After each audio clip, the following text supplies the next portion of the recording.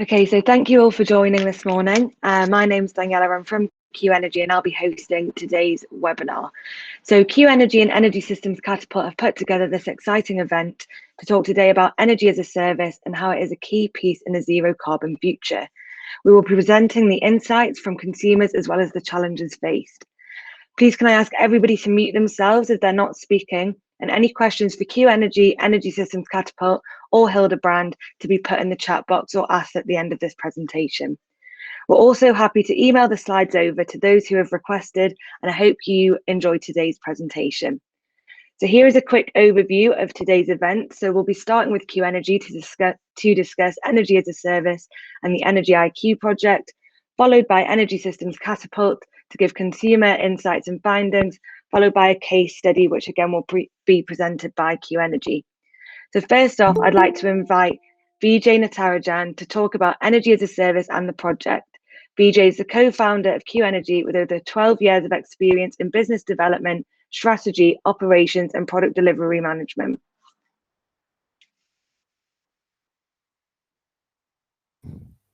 Thank you. Good morning, everyone. Welcome to all. Thanks for joining this webinar. So what is energy as a service? Energy as a service is something that you have heard in the last few years talked about. And it's essentially a new business model following the trend in telecoms and other industries. This is where you pay for the energy services you receive rather than make investment decisions on buying commodities from different suppliers. Currently, customers are paying for the energy bills separately and then buying energy management software and energy efficiency solutions separately. Though you're paying for energy through the wires, but actually what you're paying for is the thermal comfort, lighting, and other benefits that you actually get. By making it service-based, the outcomes can be quantified easily, risks can be shared, and hence adoption of efficiency measures can happen faster. So the challenge what the UK SMEs face, in accordance, as you all might know, in accordance with UK regulations, big corporations have to report and comply to meet their net zero targets. This includes having their supply chains decarbonized. Just as an example, Jaguar Land Rover recently announced a target of 2039 for its supply chain to become net zero. This means that SMEs need to provide proof that they are decarbonizing to their large customers. Businesses are also facing increasing energy costs, with tariffs for SMEs being 35% more expensive compared to large organizations. This is due to increasing wholesale market volatility due to more renewables being connected to the system and the intermittency coming from that, along with more electric vehicles and electric heating. The current energy supply and brokerage market model is not fit for a zero carbon future, as it is based on making more profits by selling more energy, where there is no incentive for actually carrying out energy reduction. So what we have done as Q Energy, we've been working in the last, since founded from 2018, we've been working with smart technologies and trying to bring out the new business model that can be fit for this energy as a service. So with the Q Energy platform, what customers get is they will be able to get reporting on their carbon emissions. They will be able to monitor the usage, get analytical insights, and they also receive energy saving tips. We are able to offer exclusive green energy tariffs for customers using our platform. We also deliver extra income on their bills for reducing the carbon emissions by using our Qbox IoT gateway. You can see the image of that. We have a couple of versions of these Qbox gateways. This helps to optimize the energy usage by shifting the usage from peak periods of the day, and also by making use of battery storage technology. So how does the business model and the service offering work? So we charge a fixed subscription fee depending on the size of the business. Then we also charge a performance fee on the income we deliver on the bills for the customers. So as you can see, the whole model is based around making more value for the customers and getting rewarded for that. So that's where we are aiming for. And the customers also pay a fixed fee for the efficiency measures that they are installing on site. This includes solar, battery, smart controls. These can be either paid upfront or monthly if they are leasing it. We work with our financing partners to enable this. So 1 year ago, we started on this project initiative funded by the Department of Energy to trial this new energy service model across the UK and also take it to Canada. So we obviously we face a lot of challenges, but we have had very good partners that we could work with and still try to get somewhere during this period. We've got Bruntwood, who are a large property company who provided us sites for demonstration. Manchester Metropolitan University was a research partner. Hildebrand, who provided the connectivity for connecting with smart meters and getting the data from smart metering. Energy Systems Catapult, who are in this call, who have been carrying out consumer research and carrying out surveys with our customers that we have engaged. Iconics has provided us the middleware, enabling us to control and connect with buildings and provide support on the integration. Because they are a global company, also based in US and Canada, they also helped us to engage with customers in Canada as well. And Dunsky have been also helping us to test this proposition with customers in Canada. Penso Power is one of our partners, and they are battery project developers. And recently, we've been working with them on Europe's largest battery project in Minety, Wiltshire. So as part of this project, we've trialed the model with different types of customers with different scenarios and different needs. So this includes office buildings with an opportunity for smart control of their heating, ventilation, air conditioning systems, and also with EV charging assets. We also work with the retail and hospitality sites. Some of them, obviously, they're not having half-hourly metering, so they were non-half-hourly customers, but we were upgrading them to smart meters. Industrial sites where we had a requirement for battery storage to improve the resilience and also provide other services.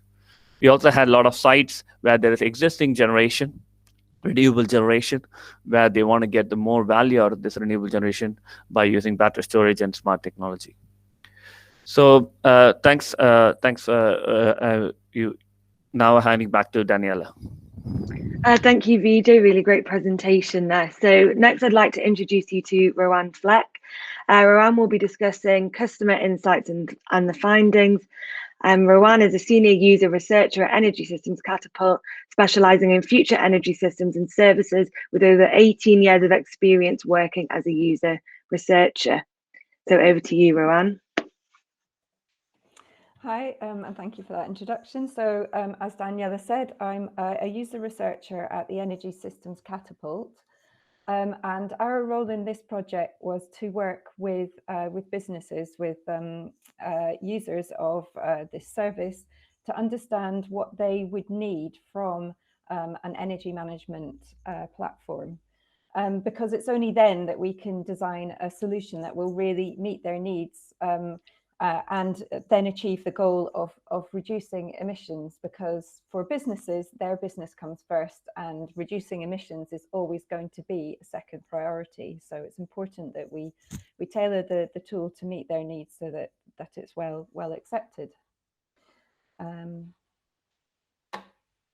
So how did we go about doing this? So we worked with Q Energy and their energy management tool to understand what would be needed. So the first thing that we did was we went out and spoke to businesses in Canada and the UK, and different energy managers from these businesses, to get a real understanding of what they currently had to do in terms of their role as energy managers, and what they needed in a tool to support them in doing that role. And then we showed them the tool that Q Energy have developed, and talked them through some of the features and let them explore it, and use that really to get an insight into what did work well, what would work really well for them, and to open up some suggestions as well for what actually might be real opportunities for them as well to support them in their day-to-day work. And so we did this through a combination of interviewing people and conducting user testing with the Q Energy platform, as I said. So we spoke to 3 different types of energy managers. So we talked to dedicated energy managers who work in large organizations, often responsible for managing multiple buildings, multiple sites. And their key job is managing and improving the energy management of those buildings. So they are sort of the classic energy managers with that as their job title. But we also spoke to customer operations managers who have a slightly different role. So energy management is very much a part of their role. They are responsible for looking after tenants in buildings, often responsible for managing the budget for communal areas. And their key concern really is making sure that their customers are happy and getting good value for money. And obviously, managing energy in those communal areas is a key part of that as well. And then thirdly, we spoke to a number of small businesses. And the businesses that we spoke to, these small businesses didn't have dedicated energy managers. In fact, it was often the business owner themselves who would manage the energy usage and bills within their business. And this is a very small part of what they have to do day to day in terms of managing their business. So for them, energy management was a much smaller part of what they had to do. But sorry, I haven't quite finished. Sorry, Danielle. But there are 3 main goals that all 3 of these different kinds of energy managers are trying to achieve. So they're ultimately trying to reduce their energy usage. They are interested in reducing their emissions, and they want to reduce their energy costs as well. And these are not mutually exclusive goals. Okay, now moving on.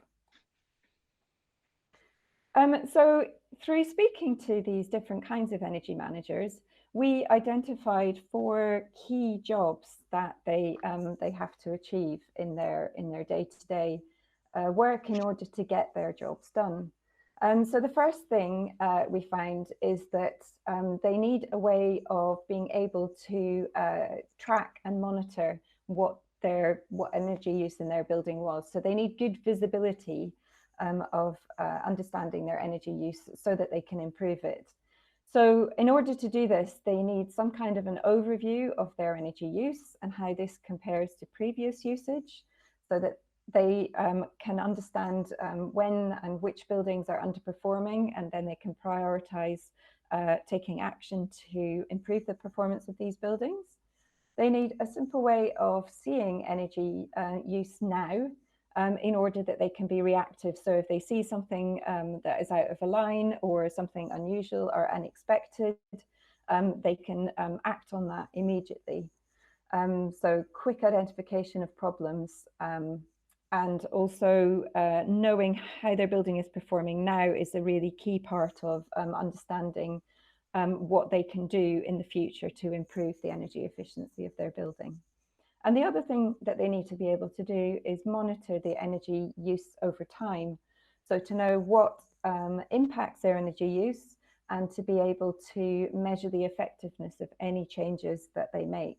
And this can also help them make a business case as well for making future changes. The second job, sorry, still the same slide. Sorry, Tanya. The second job that they need to do is that they want to be able to quickly detect any spikes or issues with their building energy. So this was something that came up again and again. That often a spike in demand of energy use is a key indicator that something is going wrong, that something is being used in a way that it shouldn't be. And they want to be able to limit the number of occasions that this happens on, so they need to be able to detect these as fast as possible, and in order to reduce their emissions and to reduce their costs. So in order to be able to do this, they need to be told or alerted to any spikes or anomalies, so that they can quickly then pinpoint what the issue is and go and fix it. And they also want, this allows them to just monitor and be confident that their building is functioning as it's expected to do. And for example, that nobody's left any equipment on overnight when it shouldn't have been. They need to know whether or not, which periods of time the building is in use and which are out of use, so that they can understand whether or not what they're seeing is what is expected. They also want a simple way of monitoring and understanding the costs and their budget, and tracking their budgets and their costs, to understand if they're going to be running over budget, if they're going to be overspending as well. And in order to be able to do that, they need really clear visibility of their energy costs to identify when they are on track. And to understand as well where these costs are coming from, to understand what it is that's building up and causing the costs that they're seeing, in order then that they can look to reduce these. And then the fourth thing is that they want a simple way of sharing and reporting energy data. So energy management is rarely just one person's responsibility. An energy manager, whatever kind of energy manager they are, will always want to be able to share the information that they're gathering with team members, with staff, with stakeholders, with tenants, depending on their role. They want to be able to share good news stories. They want to be able to encourage others to make changes if they're needed in order to improve energy efficiency. And they also want to be able to make a good case for implementing changes as well. So in order to do this, they again need to be able to extract data and easily in different formats in order to then be able to communicate, collaborate with other people as well. So that was a very, very brief overview of some of the things that we found. And in our insight papers, we go into a little bit more detail into the specific recommendations for a tool to support energy managers in doing these jobs. Just moving on.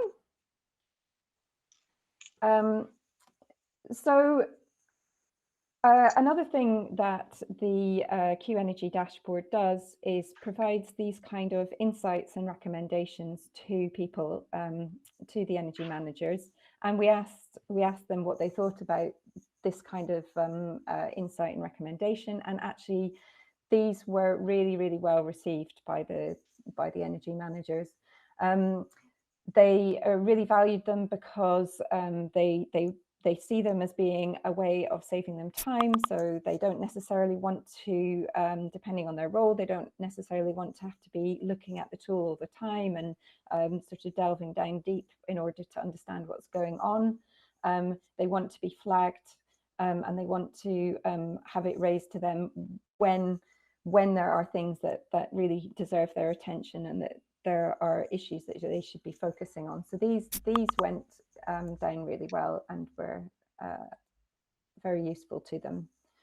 There were also, so just moving on to the next slide, we also talked to them a little bit about, so Vijay very briefly introduced the idea of flexibility and the possibility of enabling flexibility through the platform with the use of their Qbox and with the battery storage. So the idea of being able to support businesses in shifting their energy use away from peak demand times and towards times where energy is more abundant and therefore cheaper as well, and also greener.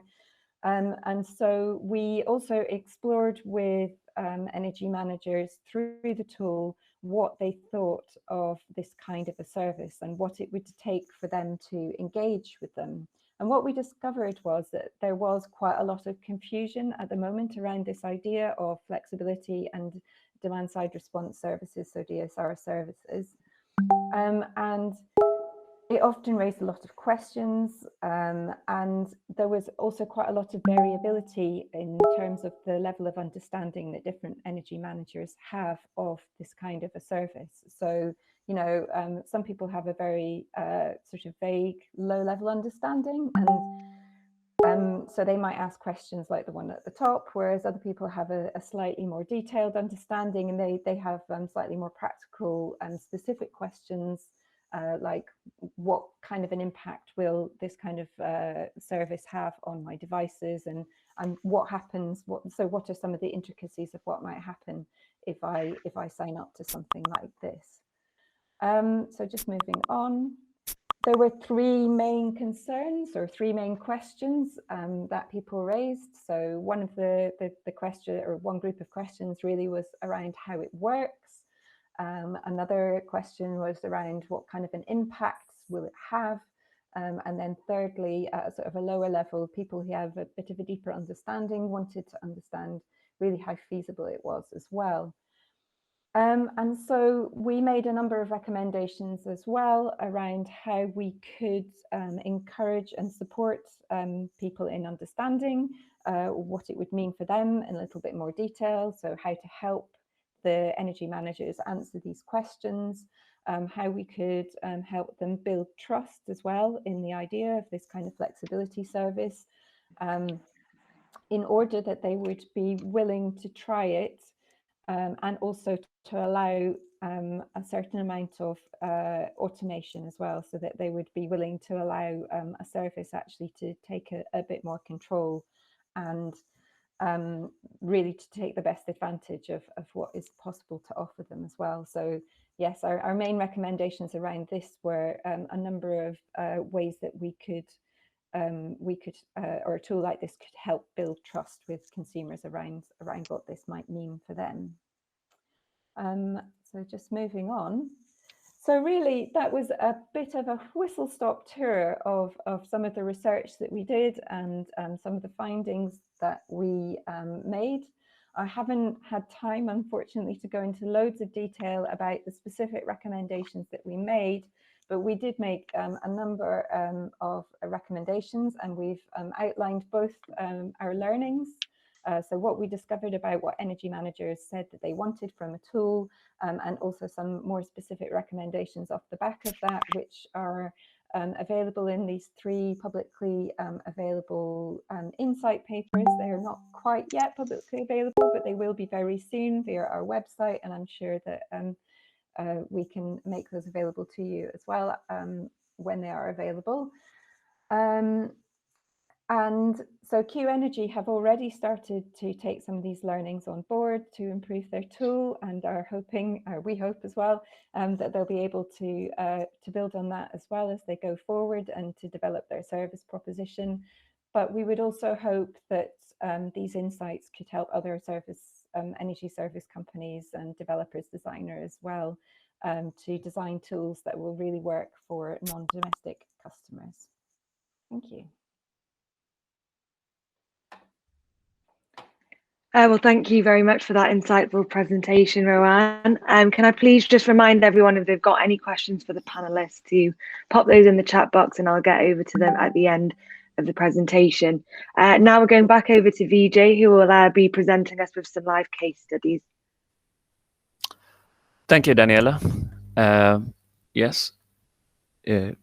So today I would like to talk about some of the customer case studies that we have got. We've been working with the last 1 year. So first one is Bruntwood. Obviously, Bruntwood is a project partner. So they are a large property company based from the Northwest. They have over 150 plus buildings. What they wanted was through this project, they wanted to make use of these technologies. They want to improve their efficiency of the buildings, and at the same time engage with their SME tenants, 2,000 plus tenants, into carbon reduction, and kind of highlight how they can get involved and how they can get the benefits of it. So as part of this, we connected with 6 of their buildings and all their main meters and also their sub meters, which serve their tenants on these 6 buildings, all of them based in Manchester.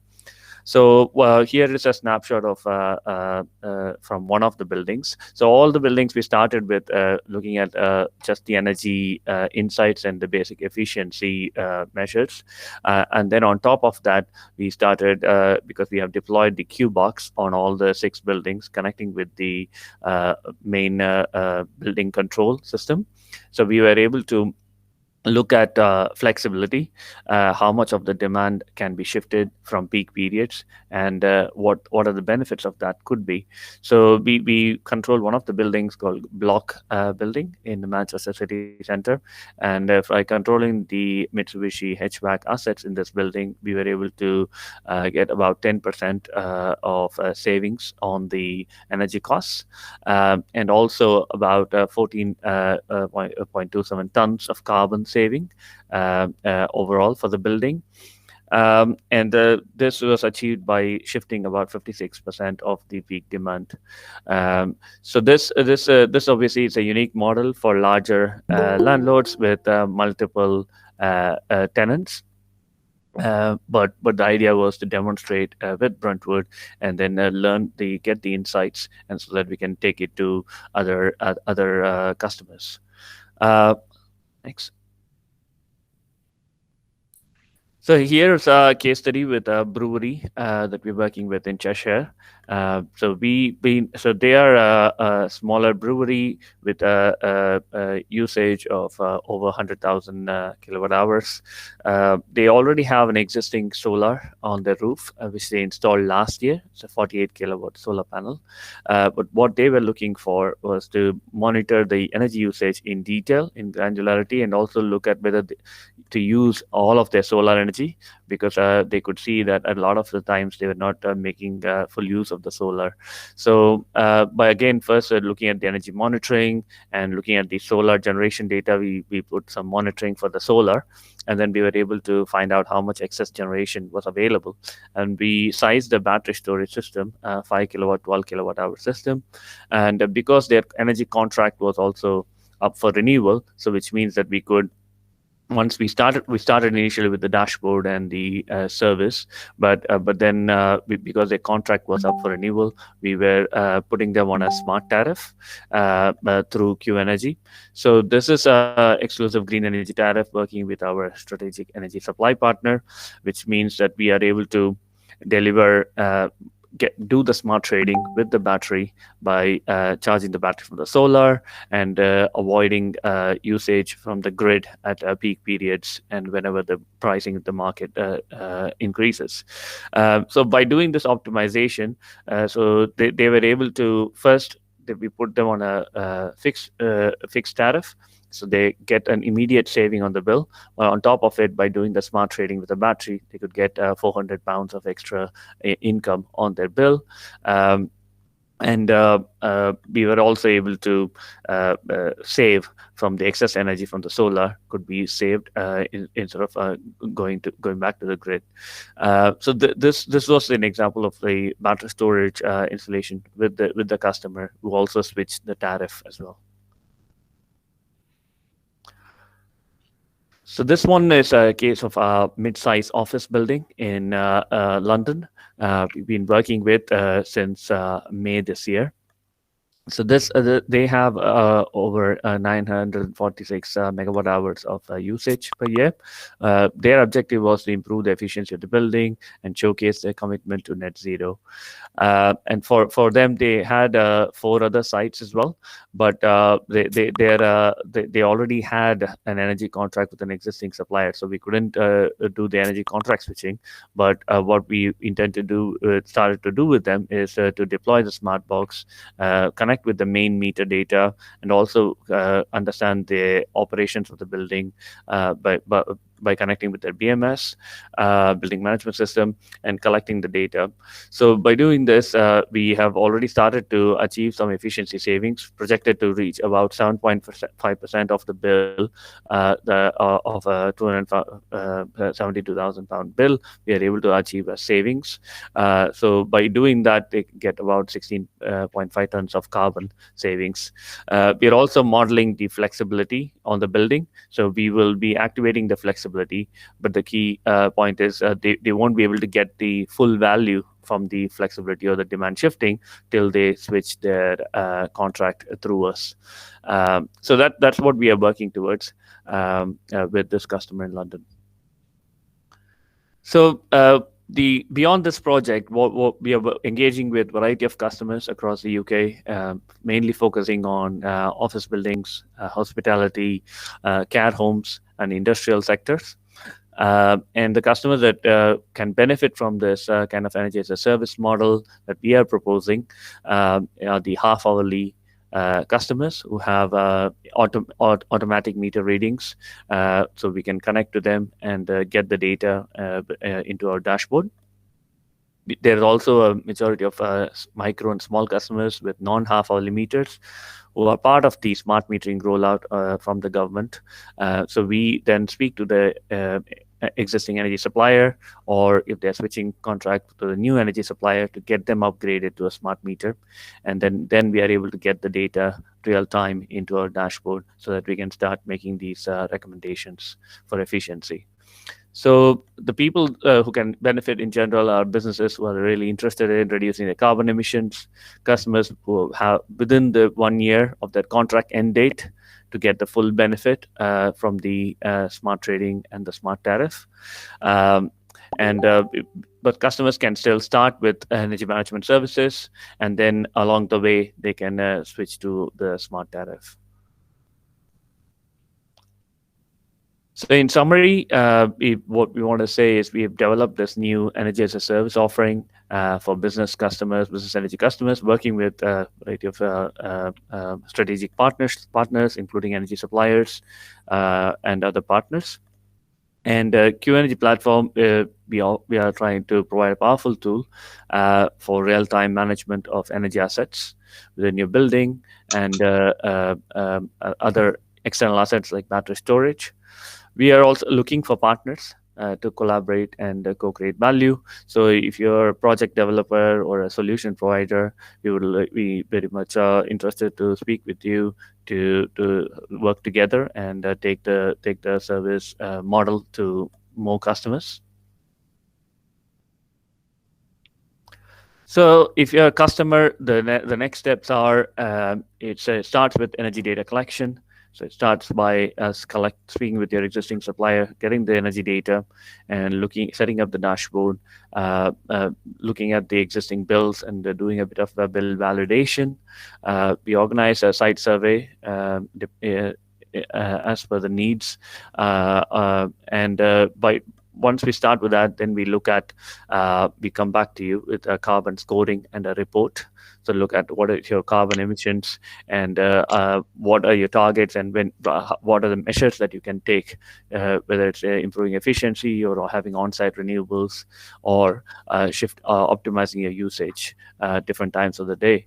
And then the last step is to come back to you with a plan that we can agree together, and then the right service package for you, and then also put in touch with our funding and financing partners for investing into this energy efficiency measures.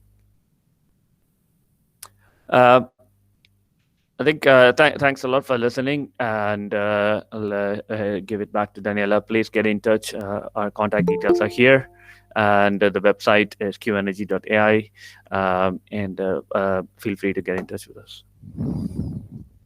Fab, thank you, Vijay. So over to the Q&A. I don't think any questions have been popped into the chat yet, but I've got a few burning questions, which I'll just get on with, and then if anybody puts them in the chat, I'll go to those as well.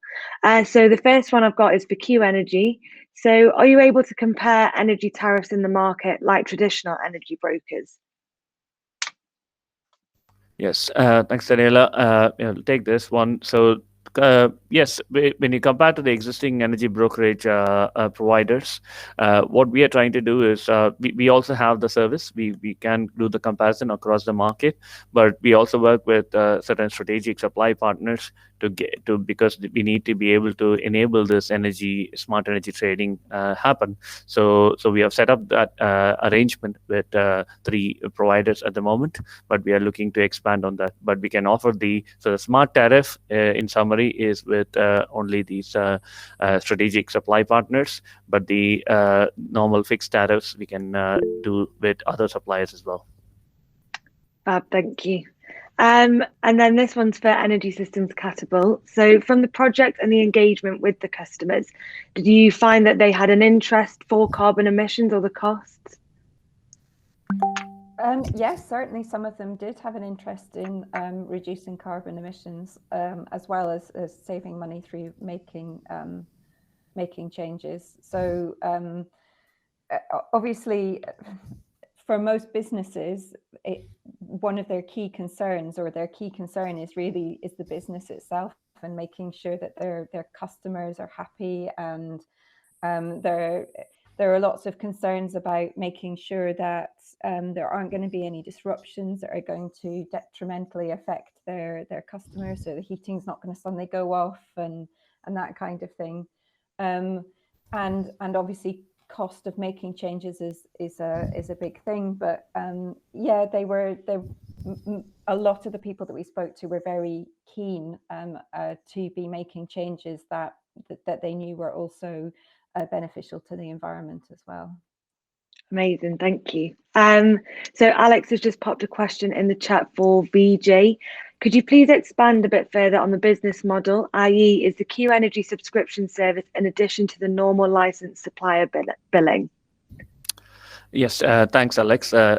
So yes, our model is, yes, we have a separate service agreement on top of the energy supply contract, and that is where the fixed fee is we will charge as part of the service agreement.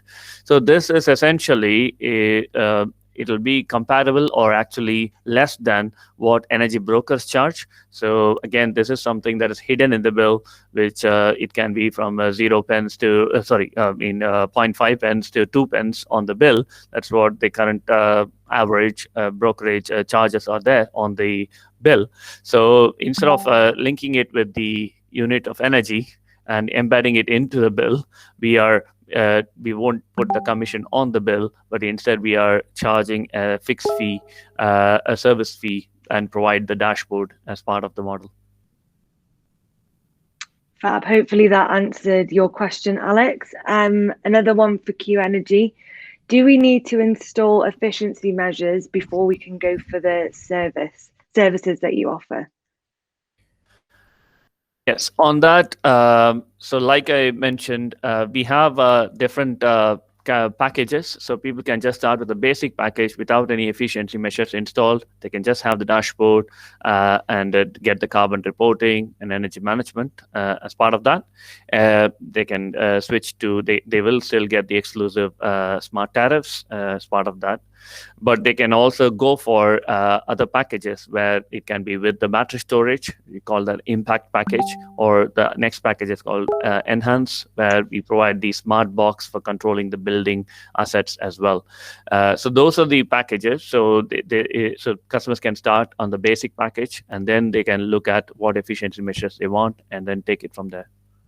And just adding on to that, do you recommend any particular battery types or manufacturers? So on that, again, we are trying to be this intermediary service provider, trying to be independent, and we will recommend the best technology that suits the site and the sizing. But we have built strategic relationships or partnerships with different battery manufacturers. Mainly, we're working with lithium-ion because of the cost, but also we have relationship with Tesvolt, BYD, Tesla, and SunGrow. But we can work with, if you have a specific battery manufacturer you prefer, we can also look at that and the sizing of it. We are also looking at working with repurposed batteries or recycled batteries from buses, electric buses. Again, this can bring the cost down, but actually solve the challenges and the needs of the customers. Thank you. Well, I think that's all the questions from my end and in the chat box. So I'll just summarize the presentation and thank you all for joining. I'll send out an email to everyone who attended so that they can have a video of this presentation, and also please feel free to get in touch so we can send you over the slides if you want them. Yeah, thank you all for coming and enjoy the rest of your day. Thank you.